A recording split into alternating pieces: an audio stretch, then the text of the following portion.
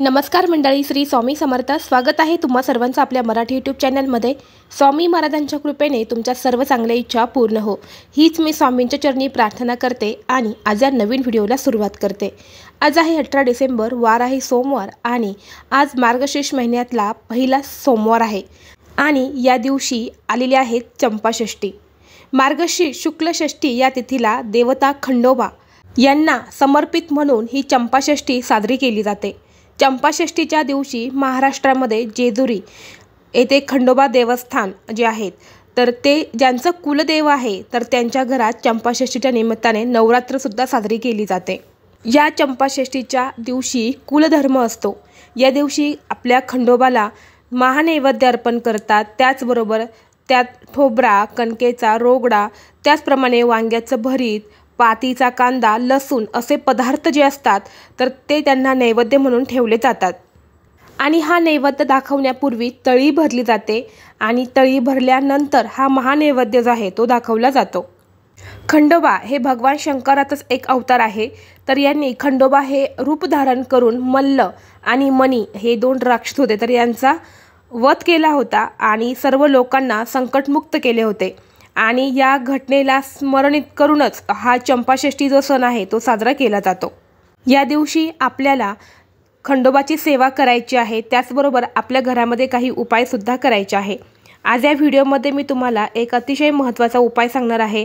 संध्याकाळी आपल्याला कापुरासोबत अशी एक वस्तू ही जाळायची आहे. यामुळे आपल्या आयुष्यातील सगळे दुःख, दारिद्र्य, अडचणी, संकट हे सर्व काही दूर होईल आणि आपली अगदी भरभरून प्रगती होईल. असा हा एक उपाय मी तुम्हाला आज या व्हिडिओमध्ये सांगणार आहे. त्यामुळे व्हिडिओ हा शेवटपर्यंत नक्की पहा. चॅनलवरती नवीन असाल तर सबस्क्राईब करा आणि असेच माहितीपूर्ण व्हिडिओ पाहण्यासाठी बेल आयकॉनलाही प्रेस करा. म्हणजे जेव्हा कधी मी नवीन व्हिडिओ अपलोड करेल त्याचं नोटिफिकेशन सर्वात अगोदर तुम्हाला भेटेल आणि तुम्ही एक पण व्हिडिओ मिस करणार नाही. प्रत्येकाच्या आयुष्यामध्ये काही ना काही अडचणी या असतातच. अगदी माझ्यापासून ते तुमच्यापर्यंत आपल्या सर्वांच्याच आयुष्यामध्ये छोट्या मोठ्या अडचणी या असतातच. काही आपल्या मनात इच्छाही असतात आणि या इच्छा पूर्ण करण्याचा आपण बऱ्याच वेळा प्रयत्नही करत असतो. परंतु जर आपल्यामध्ये काही नकारात्मकता असेल किंवा दोष असेल किंवा आपल्या घरामध्ये काही नकारात्मकता असेल, अशा वेळी आपण प्रयत्न करूनही आपल्या इच्छा पूर्ण होत नाही. त्याचबरोबर आपल्या घरामध्ये वारंवार काही दुःख येत असेल, अडचणी येत असेल, आपली महत्त्वाची कामंही पूर्ण होत नसेल तर अशा वेळीसुद्धा आपल्या घरामध्ये असणारे दोष जे असतात, वास्तुदोष जे असतात तर ते या गोष्टींना अतिशय कारणीभूत ठरतात. सतत भांडणे होणं, लक्ष्मी न स्थिर राहणं, आजारपण यासारख्या गोष्टी ज्या आहेत त्या आपल्या घरामध्ये घडत असतात. आणि जेव्हा अशी विशिष्ट तिथी असते, एकादशी, अमावस्या, पौर्णिमा, या दिवशी आपण काही उपाय जर आपल्या घरामध्ये जर केले तर त्याचं आपल्याला जास्तीत जास्त फळ प्राप्त होत असतं आणि आपल्या सर्व अडचणी दूर होतात, आपल्या मनातील इच्छासुद्धा पूर्ण होत असतात. तर हा उपाय जो तुम्हाला मी सांगणार आहे, हा उपाय तुम्हाला संध्याकाळी 6 नंतर रात्री 12 वाजेपर्यंत तुम्ही कधीही करू शकतात. हा उपाय करण्यासाठी तुम्हाला संध्याकाळी आपल्या देवघरामध्ये असणारं शिवलिंग जे आहे तर शिवलिंगाजवळ तुम्हाला 1 जोडी लवंगाची अर्पण करायची आहे. 1 जोडी म्हणजे 2 लवंगा ज्या आहेत त्या तुम्हाला अर्पण करायच्या आहे आणि 3 कापराच्या वड्या ज्या आहेत त्या तुम्हाला शिवलिंगावरती अर्पण करायच्या आहे. म्हणजे शिवलिंगासमोर तुम्हाला ठेवायच्या आहे. यानंतर तुम्हाला काय करायचं आहे, 21 वेळा ओम नमः शिवाय या मंत्राचा जप करायचा आहे. 21 वेळा जर तुम्ही पुरुष असतील तर पुरुषांनी ओम नमः शिवाय म्हणा, स्त्रिया असतील तर स्त्रियांनी नमः शिवाय या मंत्राचा जप करायचा आहे.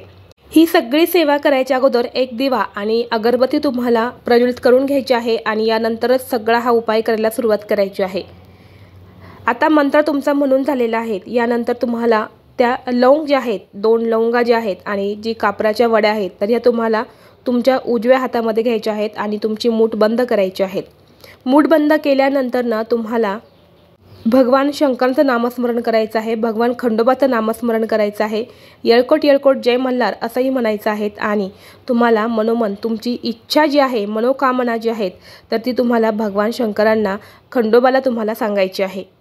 यानंतर ना तुम्हाला 1 मातीचं भांडं घ्यायचं आहे, म्हणजे 1 मातीची पंती, जो दिवा असतो तो तुम्हाला घ्यायचा आहे. यानंतर या 3 कापराच्या वड्या, त्याचबरोबर ही 1 लवंगाची जोड म्हणजे 2 लवंगा ज्या आहेत तर त्या तुम्हाला त्या मातीच्या भांड्यामध्ये टाकून तुम्हाला जाळायच्या आहे. हे त्या भांड्यामध्ये प्रज्वलित केल्यानंतर ना ते भांडं जे आहे ते आपण संपूर्ण आपल्या घरामध्ये फिरवायचं आहे आणि यानंतर आपल्या प्रवेशद्वारावरून सुद्धा तुम्हाला ओवाळून घ्यायचं आहे आणि यानंतर हे भांडं आपल्या देवघरासमोर ठेवून द्यायचं आहे। यानंतर हे थंड झाल्यानंतर यामध्ये काही लवंगा जळाल्या असतील तर काही तशा असतील तशाच राहून द्यायच्या, पुन्हा त्यामध्ये कापूर टाकायची गरज नाही। जेवढा जळल्या तेवढं जळून द्यायच्या। यानंतर हे जळाल्यानंतर त्याची जी राख तयार झालेली असते त्या दिव्यामध्ये तर ती राख तुम्हाला घ्यायची आहे आणि प्रत्येक व्यक्तीच्या कपडावरती तुम्हाला लावायची आहे। यानंतर बाकीच्या राखीमध्ये थोडंसं पाणी वतायचं आहे आणि एखाद्या झाडाच्या खोडाला मुळांना तुम्हाला ओतून द्यायचं आहे। तर असा हा एक उपाय आपल्याला या चंपाषष्ठीच्या दिवशी संध्याकाळी आवर्जून करायचा आहे। कापूर आणि लवंग घरामध्ये जाळल्यामुळे घरातले अनेक दोष हे दूर होतात, घरामध्ये लक्ष्मी ही स्थिर राहते आणि घराची अगदी भरभरून प्रगती होते। त्याचबरोबर आपल्या मनातील इच्छा पूर्ण करण्यासाठी हा उपाय अतिशय प्रभावी मानला जातो। इच्छापूर्ती उपाय सुद्धा आहे हा, यामुळे तुम्ही तुमची इच्छापूर्तीसाठी घरातल्या अडचणी दूर करण्यासाठी नक्कीच हा उपाय करू शकतात।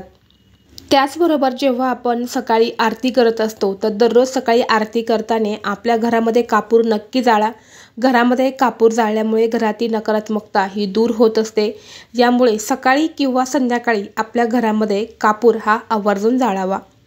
जर तुम्हाला हा व्हिडिओ आवडला असेल तर व्हिडिओला लाईक करा, चॅनलवरती नवीन असाल तर सबस्क्राईब करा आणि असेच माहितीपूर्ण व्हिडिओ पाहण्यासाठी बेल आयकॉनला प्रेस करा। चला तर मग भेटू असंच पुढल्या एका नवीन व्हिडिओमध्ये। तोपर्यंत सर्वांना श्री स्वामी समर्थ।